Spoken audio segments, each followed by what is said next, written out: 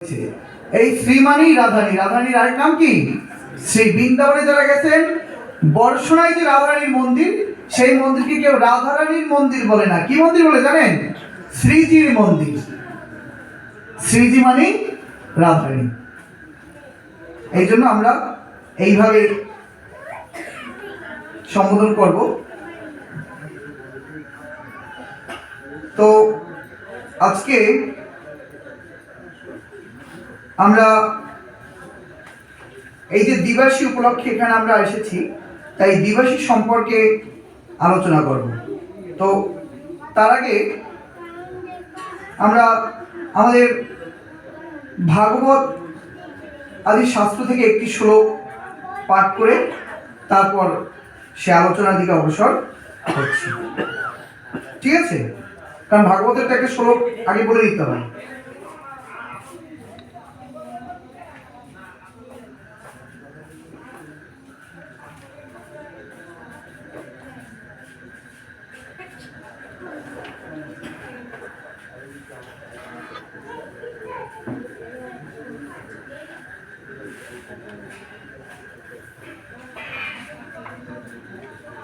শ্রীমদ্ ভাগবতম প্রথম স্কন্দ তৃতীয় অধ্যায় ২৬ নং শ্লোক। অবতারায় অসংখ্যায় হরে সত্য নির্ধেরিজা যথাবিদ শিন কুল্লা সরস্য সু সহস্রশ।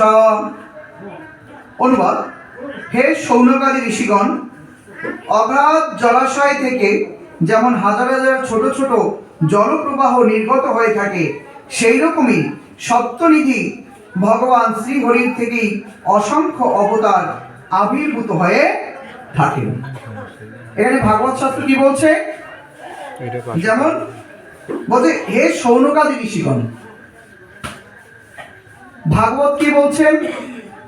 শুকদেব গোস্বামী। ব্যাসদেবের পুত্রের নাম কি? শুকদেব গোস্বামী। তার সামনে যে ঋষিগণ বসে আছেন, তার মধ্যে শৌনক ঋষি আদি আছে। এই জন্য তাদেরকে উদ্দেশ্য করে বলছেন, হে শৌনকাদি ঋষিগণ, অগাধ জলাশয় থেকে, যেমন বিশাল বড় জলাশয়, তাকে বলছে অগাধ জলাশয়, যেখানে কোনো কমতি নাই। অগাধ জলাশয় থেকে যেমন হাজার হাজার ছোট ছোট জলপ্রবাহ নির্গত হয়ে থাকে, বড় নদী, তারপর ছোট নদী, তারপর খাল, তারপর বিল, কি এভাবেই তো জলপ্রবাহ নির্গত হয়ে থাকে, সেই রকমই সত্যনিধি ভগবানকে কি বলছে? সত্যনিধি ভগবান শ্রী হরির থেকেই অসংখ্য অবতার আবির্ভূত হয়ে থাকে। ভগবানের থেকেই কি আসেন? অসংখ্য অবতার আবির্ভূত হন।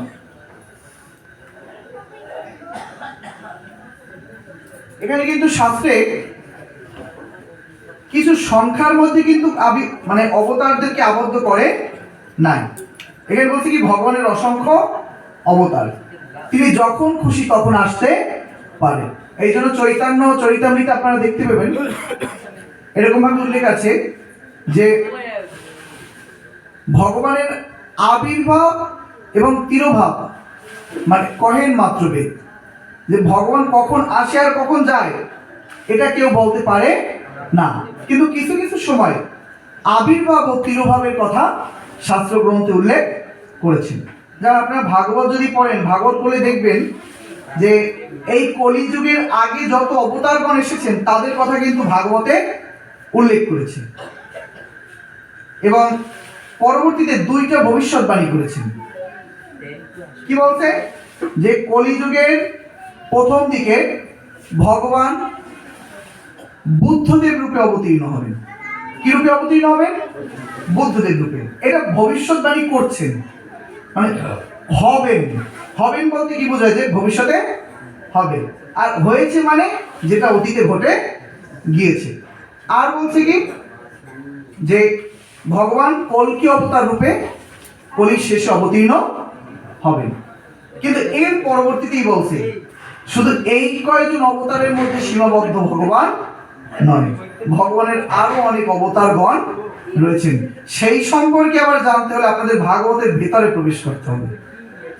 ভাগবতের ভেতরে প্রবেশ করে দেখবেন ওই প্রথম স্কন্ধের 3য় অধ্যায়ে যে কয়জন 22 জন 24 জন অবতারের কথা বলছে তারা বাদেও আরো অনেক অবতারের কথা উল্লেখ করা হয়েছে। শুধু তাই নয়, ভাগবতে ভেতরে এমন একটা জায়গায় পাওয়া গেছে যে সেখানে উল্লেখ আছে এই মন্বন্তরে নয়, অন্য এক মন্বন্তরে ভগবান গঙ্গা নদীর তীরে অবতীর্ণ হবেন, এরকম কথা আমরা ভাগবত আদি শাস্ত্রে পাই।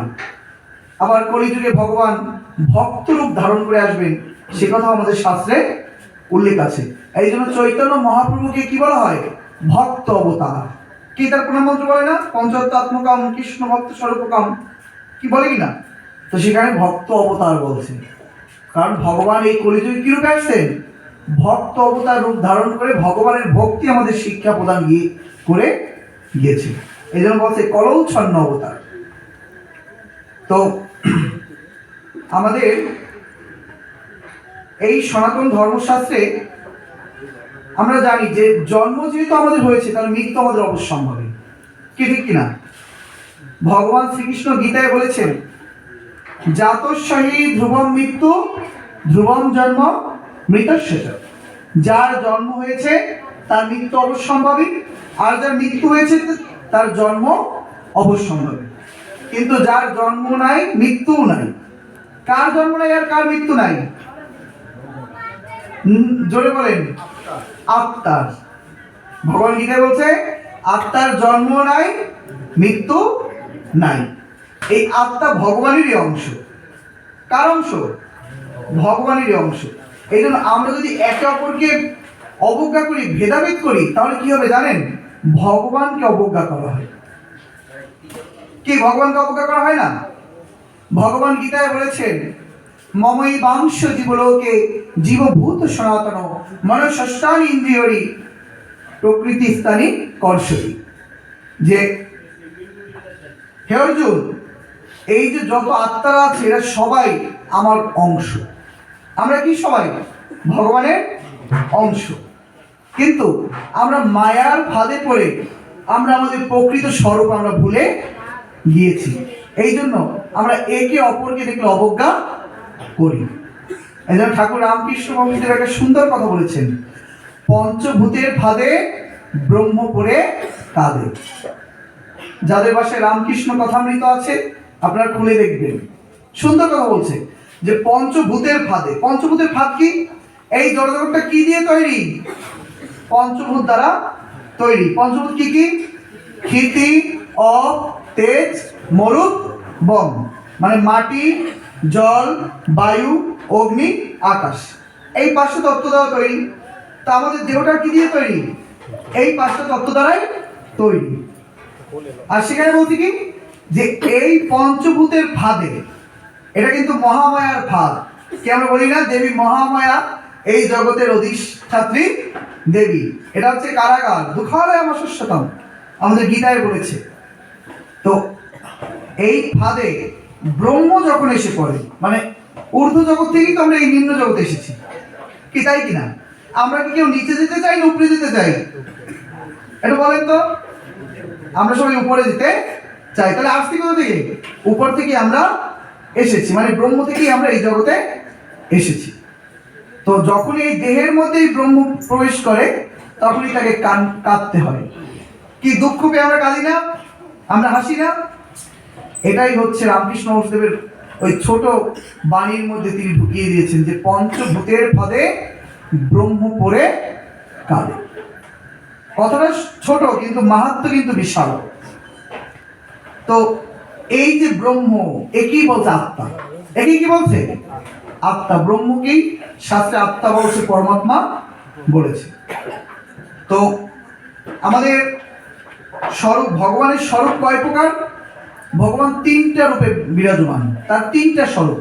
কয়টা স্বরূপ? 3টা। শ্রীমদ্ ভাগবতমে বলছে বদন্তি তত্ত্ববিদাস তত্ত্বম যৎ জ্ঞানমদ্বয়ম ব্রহ্মেতি পরমাত্মেতি ভগবান ইতি শব্দ। ভগবান 3 রূপে বিরাজমান। কি কি? ব্রহ্ম, পরমাত্মা, ভগবান। বলছে এর ব্যাখ্যাটা কি? যেমন আপনারা সূর্য দেখেছেন, সূর্যটা কিরকম? গোলাকার। কিন্তু সূর্যের ভিতরে তাপও আছে, আলো আছে। এই সূর্যের যে তাপ আর ভগবানের শরীরের যে ব্রহ্ম শক্তি বা তাপ, তাকে বলছে পরমাত্মা। তাকে কি বলছে?